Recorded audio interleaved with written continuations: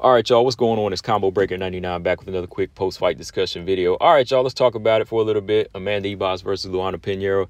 I was going to do this video earlier last night, but I was busy, and I watched the fight like after midnight last night. I heard about the results, and I said, man, people were saying this fight was like fight of the night, so I said, let me go back and check it out.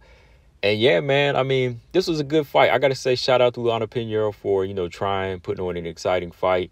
But shout out to Amanda Ribas, man. Like, this girl's got a lot of heart. Like, she's still lacking that defense. But she's the type of fighter that likes to go in there and try to get it done her way. It's going to cost her down the line, which I'm going to talk about here in a minute. But, hey, when she saw the opening, she knew that she was trailing. She went for the finish, and that's what you got to do in there. So I like that about Amanda Ribas. But moving forward, Amanda Ribas has definitely got to tighten up on her defense. And, she's just got to tighten up on that defense. She's got to be slicker on the feet. She can't be as reckless. It's going to cost her. It might cost her, in her next fight. You never know, because she's calling out for the top 5, top 6. And, these girls at the top, they ain't playing when it comes to power. They are bringing that power. But, yeah, real quick, my thoughts on the fight. I liked the back and forth action early. It was a little scary moment for Amanda Ribas in the first round. I picked Amanda Ribas to win because I knew that, style-wise, skill-wise, that she would be able to make adjustments. But Luana Pinheiro, like I said, going into the fight, this girl's got heavy hands. The only thing that's stopping her from really utilizing her heavy hands is the fact that she's still not that good on the feet. Like, she can move like side to side, but she's still not really good at measuring her range, and she swings for the fences. Like, every shot she throws is like heavy-handed. She's so heavy-handed. And that first round, looking back at the first round, she was like blasting Amanda Ribas with like good hooks. Like, she was just coming straight at her, hit her with like multiple shots. And I thought one of them big right hands was going to put Ribas down, because y'all know what I'll be saying about Ribas. The girl, she'll go in there and fight, but she eat a good solid right hand, you can put her to sleep. But I guess one of the things was Ribas was kind of pulling back on a lot of the shots, and Luana Pinheiro, she was not really putting her whole, by the time she would get in there, her whole body wouldn't be into the shot, so Ribas rolling with it.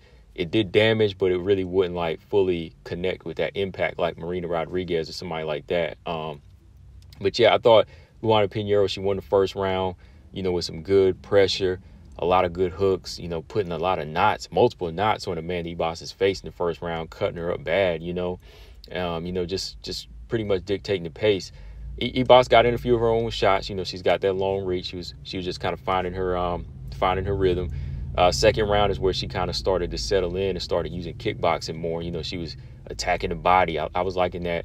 I was liking that low kick game and going to the midsection and, landing those type of kicks. And then she would go up top with like good right hands and kind of snap Luana Pinheiro's head back. And it was starting to get to Pinheiro, because Pinheiro couldn't find that range anymore. She was trying to blast him wild hooks off again, but she was missing. At this point, Luana Pinheiro, she was starting to get pieced up. She was eating them big shots from Ribas. Third round, going in this, I had it 1-1. Pinheiro, she was starting to close the distance more here and use her grappling and her judo. Really, the judo, they were doing some good jobs with it. Those reversals, like, she had a good toss. Ribas, she had a good showing of trying to roll off her back and get back to her feet. So the ground was kind of a stalemate a little bit. So Ribas was able to get back to her feet. And when she got back to her feet, she started putting that pressure on again. And this is where that tenacity comes in, and that relentlessness she's coming in with. It's really what saved her in this fight, because Pinheiro, she started to gas here. She was eating a lot of body kicks, a lot of leg kicks. She kind of had that look on her face like, I don't know what else to do. Like, there's a couple moments where her elbows were dropping at her body, and that was a good IQ on Ribas. She made her drop her elbows. As soon as she dropped her elbows, that's where she started landing those hard punches up top, hit her with a good right hand, landed that roundhouse kick to the face, and the girl, she went flailing into the fence, stepped back in with another right hand, left hook, dropped her, and that's all she wrote. Finished it off with some ground and pound. Ref had to step in. So, yeah, man, Ribas earned a solid TKO victory in the third over Luana Pinheiro. Good fight. Just an all-around good fight, but once again, it wasn't really like a telling of who's going to be the next top contender, like the Ricci Godinez fight.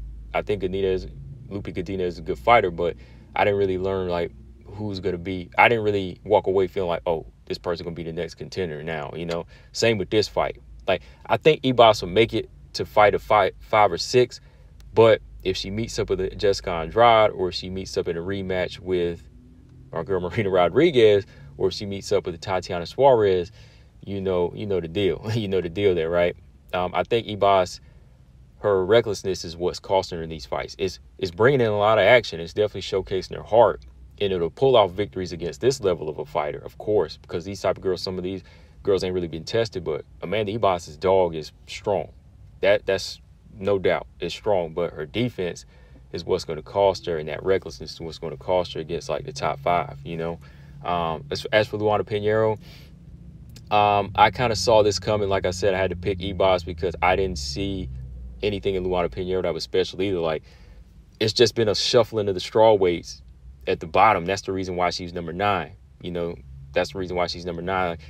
In the shuffling at the top, you know, whenever Tisha Torres was gone, Rose is gone, Carla's still in there, right? But like when Rose left and some of the girls at the bottom left, it just kind of shuffled the girls around and brought Ricci and Pinheiro up just kind of by default, right?